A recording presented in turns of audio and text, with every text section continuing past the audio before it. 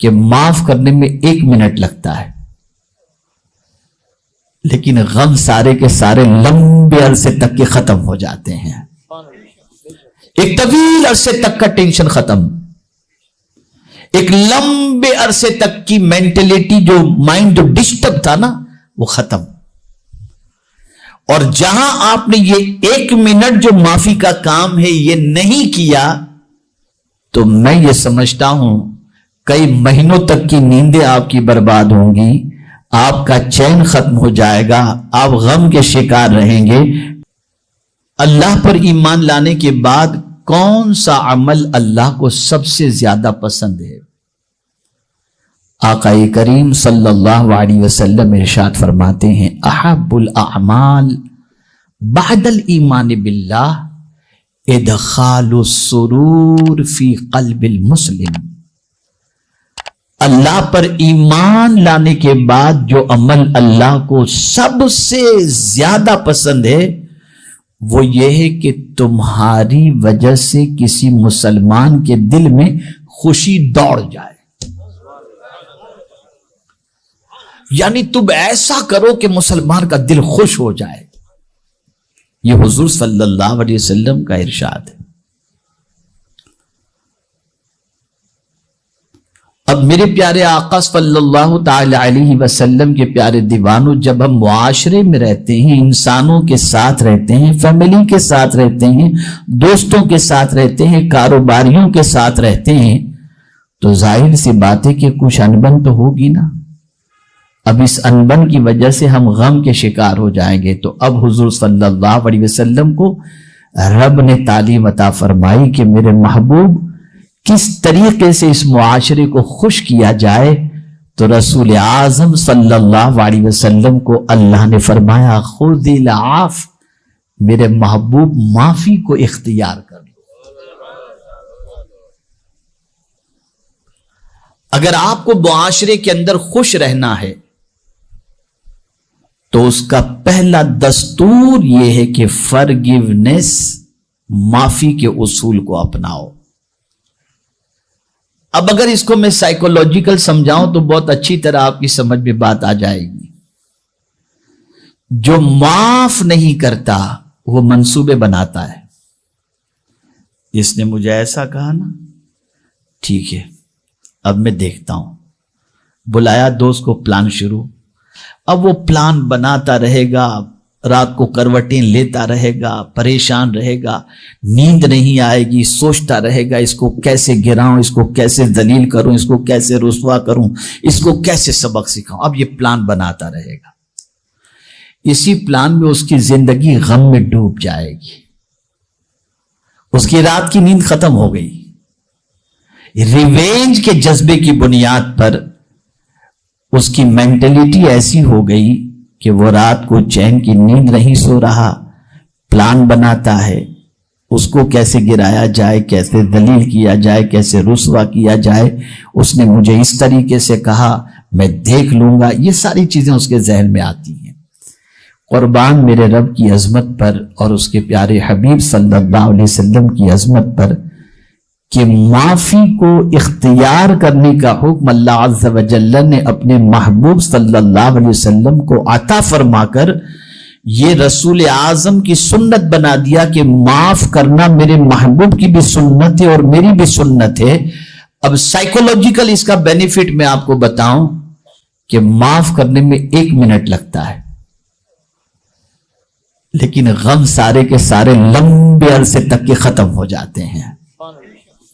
ایک طویل عرصے تک کا ٹینشن ختم، ایک لمبے عرصے تک کی مینٹلٹی جو مائنڈ جو ڈسٹرب تھا نا وہ ختم. اور جہاں آپ نے یہ 1 منٹ جو معافی کا کام ہے یہ نہیں کیا تو میں یہ سمجھتا ہوں کئی مہینوں تک کی نیندیں آپ کی برباد ہوں گی، آپ کا چین ختم ہو جائے گا، آپ غم کے شکار رہیں گے، ٹینشن میں رہیں گے. لیکن جیسے ہی آپ نے معاف کر دیا آپ کے قلب کو اللہ عز و جل نے راحت عطا فرما دی. یہاں ایک اور خاص بات عرض کر دوں کہ معاف کمزور بندہ نہیں کرتا، طاقت والا بندہ معاف کرتا ہے. اور معاف کرنا یہ کمزوری کی علامت نہیں ہے، بلکہ معاف کرنا یہ بہادری کی علامت ہے. یہ بہادری کی علامت ہے. کبھی انسان کے دل و دماغ میں شیطان وسوسے ڈالتا ہے، ارے تجھے یہ بزدل سمجھے گا، ارے تجھے یہ کمزور سمجھے گا. معاف کیا کہتا ہے؟ چھوڑنا نہیں اس کو. معاف کرے گا تو تیری ویلیو گھٹ جائے گی. یہ سب شیطانی ہتھ کنڈے ہیں، شیطانی وسوسے ہیں.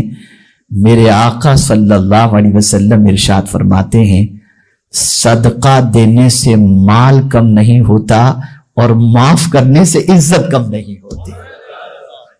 معاف کرنے سے عزت کم. آپ زندگی میں کبھی اس کو دیکھ لیجئے گا.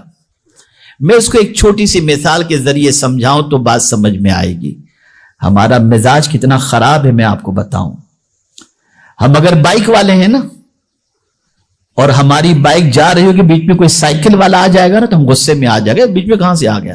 لیکن اگر مرسیڈیز والا آئے گا تو غصہ نہیں آئے گا، کیونکہ اس کا اسٹیٹس ہم سے اونچا ہے. ہم خود سائڈ کنارے پہ گاڑی بائک سائڈ میں کر دیں گے، اس کو جانے کے راستہ دے دیں گے. غریب کا بچہ بیچ میں آ گیا، غصے میں آ گئے. اور مالدار کا بچہ تھوڑا بھینگا بھی ہوگا نا، ارے بیٹا سائڈ پہ ہو جاؤ. یہ مزاج. اے رسول اعظم صلی اللہ تعالی علیہ وسلم کے دیوانوں، یہ بات اچھی طریقے سے ذہن میں رکھو کہ اللہ عز و جل نے طاقت عطا فرمائی ہے، قوت عطا فرمائی ہے، اسٹیٹس عطا فرمایا ہے، مقام عطا فرمایا ہے، تو کبھی بھی کمزوروں پر زیادتی مت کرنا. اگر کمزور سے غلطی ہو جائے تو درگزر کرو. طاقتور کو تو ہر کوئی معاف کر دیتا ہے. کمال کی بات تو یہ ہے کہ کمزور کو معاف کیا جائے.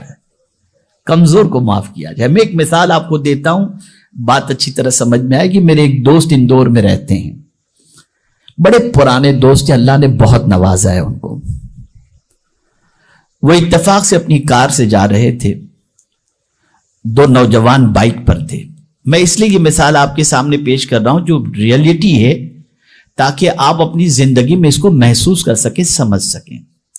دو نوجوان بائک پر جا رہے تھے، اور بائک والوں کا تو کیا کہنا، غیر فطری چیز ہے وہ گاڑی. تو بائک تو غیر فطری چیز ہے نا. جانور بھی کوئی ایسا نہیں ملے گا جس کی ایک ٹانگ آگے ایک ٹانگ پیچھے ہو.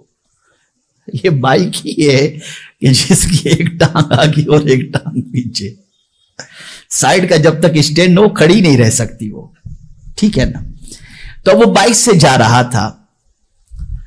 اب وہ ایسے ہی سامنے سے گزرا، انہوں نے بریک مارا لیکن تھوڑے سے اس کی بائک پر ٹچ ہو گیا. اب وہ بہادر جو ہے بائک روکا، اترا، گاڑی کے دروازے پہ اس نے دستک دی.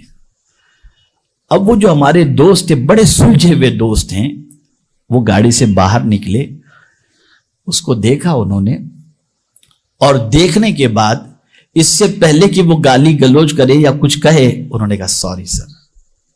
گاڑی والے نے غلطی اس کی نہ ہونے کے بعد اس نے کہا اچھا معاف کر دینا بھائی، سوری. ہاں تو کہتا ہے غصے میں آ گیا. وہ ایسا ہوتا ہے، آپ حق پر رہتے ہوئے کسی سے معافی مانگے تو وہ شیر ہو جاتا ہے، وہ گنڈا گردی شروع کر دیتا ہے. تو ایسا کیا اس نے، وہ چلانے لگا، تم کو نظر نہیں آتا یہ وہ، گاڑی آ گئی تو کیا، اس طرح سے وہ چلا رہا تھا. تو اسی کے دوست نے جو اس کے ساتھ بیٹھا ہوا تھا، اس نے کہا تجھے شرم نہیں آتی کہ اتنا بڑا آدمی تجھ سے معافی مانگ رہے جبکہ غلطی تیری ہے، اور اس کے بعد بھی تو اس طریقے کی بات کرتا ہے. ایک تماچا مارا اپنے دوست کو، بولا چل بائک پہ بیٹھ جا. اب میں آپ سے ایک سوال پوچھتا ہوں، غور سے سنیے گا. ایک سوال پوچھتا ہوں. وہ بائک والا اور گاڑی والا دونوں آستین چڑھاتے، بات بڑھتے بڑھتے یہاں تک پہنچتی کہ کورٹ اور مقدمہ اور پولیس چوکی، FIR، ساری چیزیں سب شروع ہو جاتا. لیکن ایک معافی نے ساری جھنجھٹ سے چھٹکارا عطا فرما دیا. ایک معافی نے ساری جھنجھٹ سے چھٹکارا عطا فرما دیا. آقا کریم صلی اللہ تعالی علیہ وسلم اس لیے معاف کرنے کو بہت پسند فرماتے. اور رب قدیر جل جلالہ کی بارگاہ کے اندر بھی ہم جب دعا کے لیے ہاتھ اٹھاتے ہیں تو کہتے ہیں اللہم انکا عفو تحب العفو. شب قدر کے حوالے سے ام المؤمنین حضرت عائشہ صدیقہ رضی اللہ تعالی عنہ کہتی ہیں کہ میں نے آقا کریم صلی اللہ علیہ وسلم سے دریافت کیا کہ یا رسول اللہ صلی اللہ تعالی علیہ وسلم، اگر میں شب قدر پالوں تو کون سی دعا کروں؟ تو سرکار نے فرمایا یہ دعا کرو، اللہم انک عفو تحب العفو فاعف عنا، اے اللہ تو معافی کو پسند کرتا ہے، تو معاف کرنے والا ہے، ہمیں بھی تو معاف فرما۔ پتہ چلا معاف کرنا اللہ کی بھی سنت ہے اور مصطفیٰ کی بھی سنت ہے صلی اللہ علیہ وسلم۔ تو پہلی چیز، اگر خوش رہنا ہے تو معاف کرنے کی عادت اپناؤ، چھوٹوں کو بھی معاف کرو اور بڑوں سے معافی مانگنے کی عادت بناؤ، تمہاری زندگی میں خوشیاں ہی خوشیاں رہیں گی، سکون ہی سکون رہے گا، ایسی خوشی کہ میں کیا بتاؤں۔ دیکھیے نا، کبھی کبھی میاں بیوی میں جھگڑا ہوتا ہے، بیوی معافی مانگتی ہے، شوہر معاف نہیں کرتا، اور معاف نہ کرنے کی بنیاد پر بات آگے بڑھ جاتی ہے، شیطان ورغلاتا ہے، پھر اس کے بعد رشتے ختم ہو جاتے ہیں۔ اور یہاں ایک حدیث ہمیشہ کے لیے ذہن میں رکھو، آقا کریم صلی اللہ علیہ وسلم نے ارشاد فرمایا، جو شخص